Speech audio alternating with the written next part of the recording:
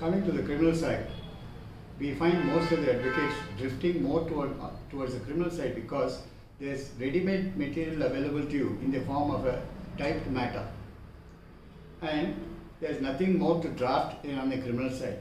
Only thing is, in criminal side, three important ingredients have to be satisfied. One is reliability, dependability, and accountability.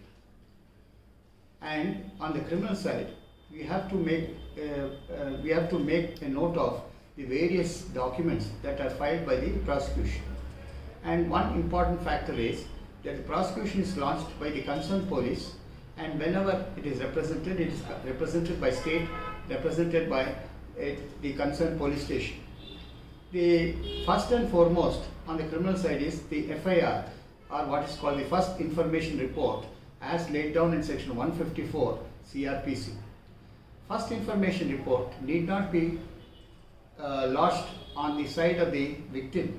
It can be any person who is interested in the victim who can lodge an FIR.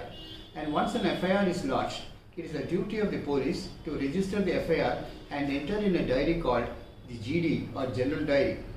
And in the FIR, the crux of the complaint lodged is entered by the concerned police or the station house officer.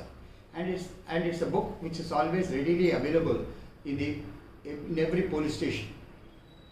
The FIR should contain the date of the offence, the place of the offence, and the assailant who has committed the offence, and you only request the police to take the necessary action against the assailant.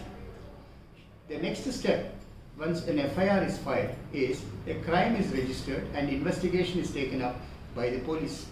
And during investigation, the accused or the person who has committed the offence is called to the police station and examined by the police.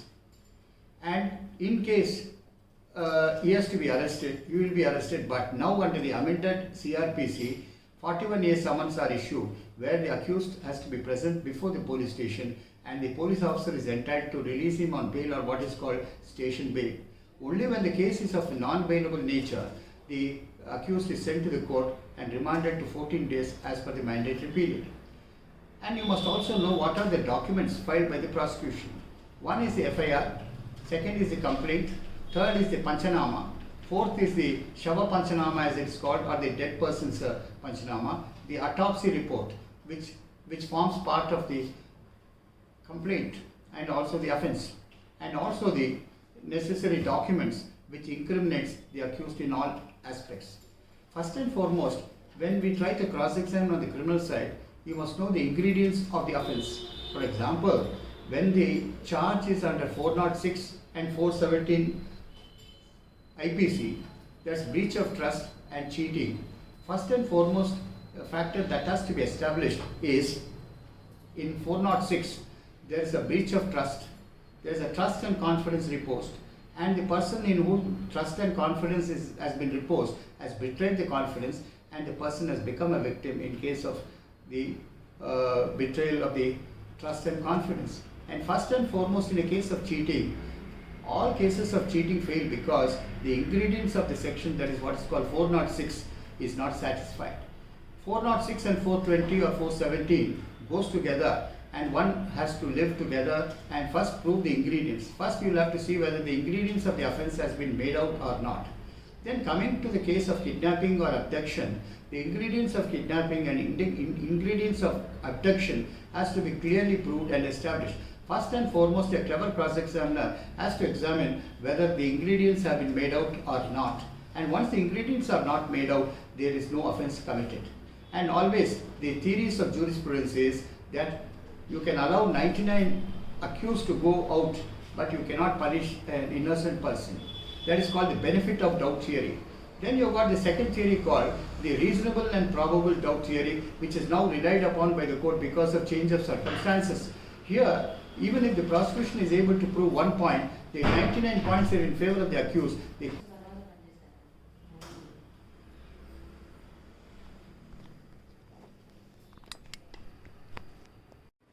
Taking the case of culpable homicide, amounting to murder and not amounting to murder. In this in this type of cases, you have to go through the McNaughton's principles of general exceptions laid down in chapter 3 of the CRPC, which speaks about the general exceptions. That means, though it is an offence, it is not punishable under the law. For example, you take the case of private defense, or rash and negligent act, or self-preservation, so on and so forth, or act done by an innocent person or an idiot, minor, or an intoxicated person, though it may amount to an offence, it is not an offence at all. Then in that case, you will have to bring out the cross-examination in such a way to show that the crime which is alleged against the accused or the offender comes under the general exceptions provided under the penal code. Here, sometimes what happens is the offence might have been committed, but it is not legally punishable. So these ingredients will have to be kept in mind when you cross-examine the witness. First of all, when you try to cross-examine on the criminal side, your alertness, your cleverness is to be noted. You have to be always alert, because when the complaint is lodged, it is in a particular manner. FIR is lodged, it is in a different manner. And the statement which is recorded under 161 by the police is also in a different manner. And when the witness comes into the witness box and tries to depose, he gives a different version which is not found in the 161 statement. Then there is one more statement called 164 statement, that is the statements which are recorded by the magistrate. In that case, what happens is normally truth is presumed by the courts because it is recorded by a person who has no interest in the subject matter.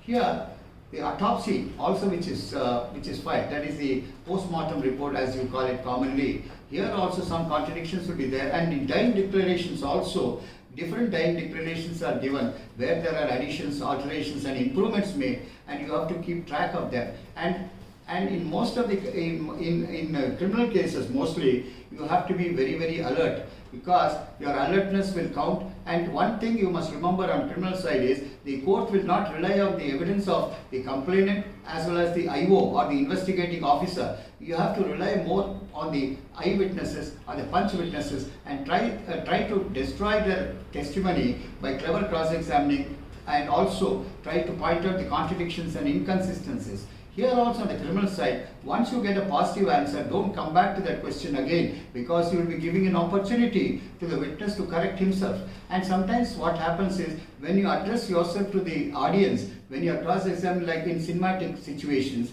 what happens is the real track is lost and you try to prove what the prosecution has not proved. So one important thing in criminal side you have to remember is, you have to be very, very alert, and you must also take the possible steps. Be present at the time when the witness is being examined, so that you can note it down and also point out the inconsistencies, and wherever contradictions are there, you try to get the contradictions marked by way of cross-examination. And this will help you in order to achieve greater goals on the criminal side.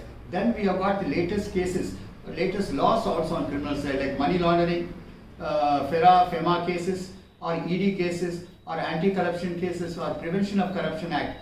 And the latest one is the POCSCO offences, that is offences committed on children, or also the 376 and what is popularly called the Nirbhaya case. Here, in this Nirbhaya's case, you will have to keep track of a judgment of the Honorable Supreme Court reported in AR 2005, Supreme Court 2003, whereby the Supreme Court said once it's a case of a consensual rape, it does not amount to an offence under the Nirbhaya Act. So these are all the factors. This is only a brief outlines of cross-examination. Again, I repeat that any number of books, any number of journals, or any number of theoretical knowledge will not carry you anywhere unless you are practically exposed. It comes mostly by experience and skillfulness, and a clever cross-examiner is one who achieves his goal by his clever cross-examination and tries to destroy the case of the adversary or the prosecution witnesses by point, document by document, and inconsistencies and contradictions which are brought out during cross-examination. That's all.